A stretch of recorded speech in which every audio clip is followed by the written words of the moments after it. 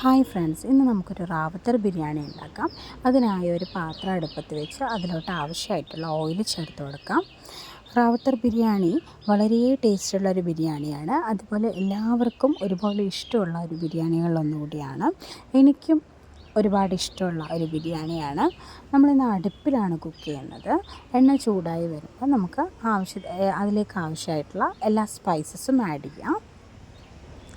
ഇളം ചൂടുള്ള എണ്ണയിൽ ഈ സ്പൈസസൊക്കെ ആഡ് ചെയ്യുമ്പോൾ എണ്ണയിലോട്ട് ആ സ്പൈസസിൻ്റെ മണം എല്ലാം അങ്ങോട്ട് പിടിച്ചിറങ്ങും. അപ്പോൾ നമ്മളുടെ ബിരിയാണിയിലേക്ക് നല്ലൊരു മണവും സ്വാദും ഒക്കെ നമുക്ക് കിട്ടും.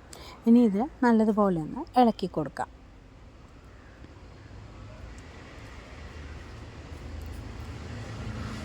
ഇനി ഇതിലേക്ക് ആവശ്യമായിട്ടുള്ള പുതിനയില കൂടി ആഡ് ചെയ്യാം. മല്ലിയിലയും ചേർത്ത് കൊടുക്കാം. ഇത് രണ്ടും ഇതുപോലെ എണ്ണയിലൊന്ന് മൂപ്പിച്ച് കൊടുക്കാം.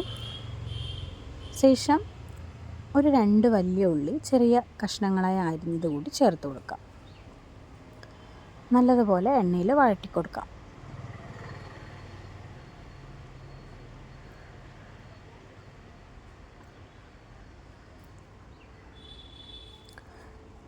ഒന്ന് എളുപ്പം വഴണ്ടി വരാനായിട്ട് ഒരല്പം ഉപ്പ് കൂടി ചേർത്ത് ഇളക്കി കൊടുക്കാം.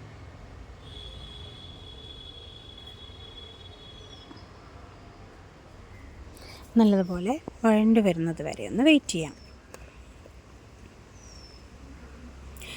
അടുപ്പിലായതുകൊണ്ട് തന്നെ പെട്ടെന്ന് കുക്കായി കിട്ടും.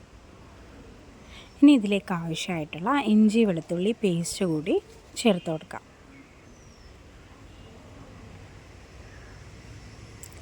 ഇനി ഒരു 10-13 ചെറിയുള്ളി ഒന്ന് ചെറുതായി ചതച്ചെടുത്തത് കൂടി ചേർത്ത് കൊടുക്കാം.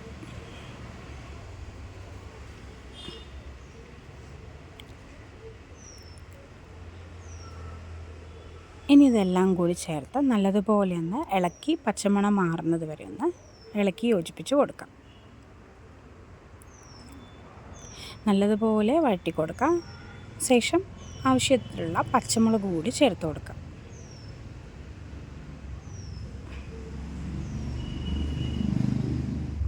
ആ ഇഞ്ചി വെളുത്തുള്ളിയുടെ നല്ല മണമൊക്കെ വരുന്നുണ്ട്.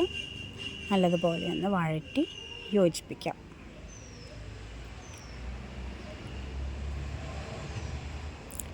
ഇനി ഇതിലേക്ക് ആവശ്യമായിട്ടുള്ള തക്കാളി, ഒരു 3 തക്കാളി കനം കുറഞ്ഞ് അരിഞ്ഞത് കൂടി ഈ വഴണ്ടി വരുന്ന ഇഞ്ചി വെളുത്തുള്ളി ഉള്ളി പേസ്റ്റിലേക്ക് ഇതിലോട്ടൊന്ന് ചേർത്ത് കൊടുക്കാം.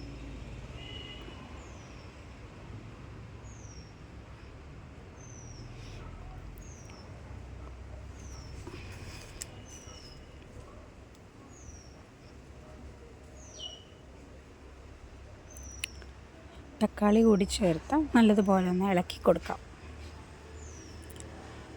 തക്കാളി കൂടി വഴണ്ടി വരുമ്പോൾ നമുക്കിതിനേക്ക് ആവശ്യമായിട്ടുള്ള പൊടികൾ കൂടി ആഡ് ചെയ്യണം. അതിനായി മുളക് പൊടി,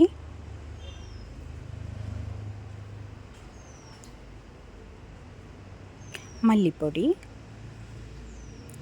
ആവശ്യത്തിനുള്ള കാശ്മീരി മുളക് പൊടി, ആവശ്യത്തിനുള്ള ഉപ്പ് എല്ലാം ചേർത്ത് നല്ലതുപോലെ ഒന്ന് യോജിപ്പിക്കാം. പൊടികളുടെ പച്ചമണം മാറുന്നത് വരെ ഒന്ന് ഇളക്കി യോജിപ്പിക്കാം. ഇളക്കി യോജിപ്പിച്ച് വന്നതിന് ശേഷം ആവശ്യത്തിനുള്ള ചിക്കൻ ചേർത്ത് കൊടുക്കാം.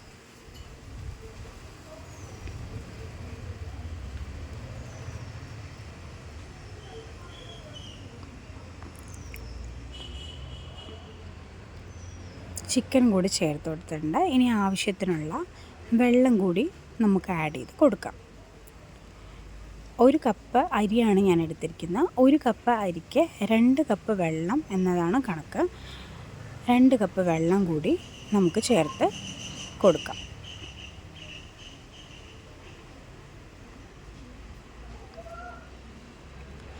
ഇനി ഇതും നല്ലതുപോലെ ഒന്ന് തിളയ്ക്കട്ടെ. തിളയ്ക്കുന്നത് വരെ ഒന്ന് അടച്ചു വെച്ച് തിളപ്പിക്കാം.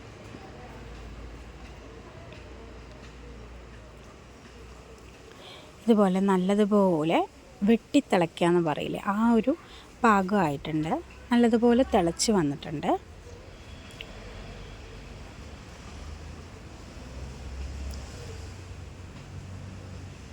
ഈ തിളച്ച് വന്ന വെള്ളത്തിലോട്ട് നമുക്ക് ജീരകശാല ബിരിയാണി റൈസാണ് ഞാൻ എടുത്തിരിക്കുന്നത്, അതുകൂടി ചേർക്കണം. ഒരു അരമണിക്കൂർ അല്ലെങ്കിൽ ഒരു 20 മിനിറ്റ് ഇതുപോലെ വെള്ളത്തിൽ കുതിർത്ത് വെച്ച അരിയാണ്. ഇത് നല്ലതുപോലെ വെള്ളം മുഴുവനായിട്ട് സ്റ്റെയിൻ ചെയ്ത് മാറ്റണം. ഇതുപോലെ തിളയ്ക്കുന്ന വെള്ളത്തിലോട്ട് സ്റ്റെയിൻ ചെയ്ത് വെച്ച അരി കൂടി ചേർത്ത് കൊടുക്കാം.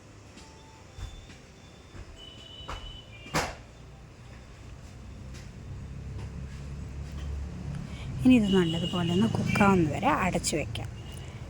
അരി ഏകദേശം വെന്ത് വരുന്നുണ്ട്. ഒരു 80% വെന്താൽ മതി. ബാക്കി നമ്മൾ ദമ്മിടാം. ആവശ്യത്തിനുള്ള നാരങ്ങ നീര്, പുതിനയില, മല്ലിയില എല്ലാം ചേർത്ത് കൊടുത്ത് ഒന്നുകൂടി കുക്ക് ചെയ്ത് എടുത്തിട്ടുണ്ട്. ഇനി ആവശ്യത്തിനുള്ള നെയ്യ് കൂടി ചേർത്ത് കൊടുക്കാം.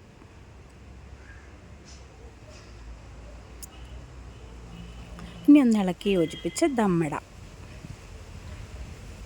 ദമ്മിട്ട് ചൂടൊക്കെ മാറി ഇനി ഇത് സെർവ് ചെയ്യാം. അപ്പോൾ ഇതുപോലെ നല്ല ടേസ്റ്റി ആയിട്ടുള്ള റാവത്തർ ബിരിയാണി റെഡി ആയിട്ടുണ്ട്. എല്ലാവരും വീട്ടിൽ ട്രൈ ചെയ്ത് നോക്കാം.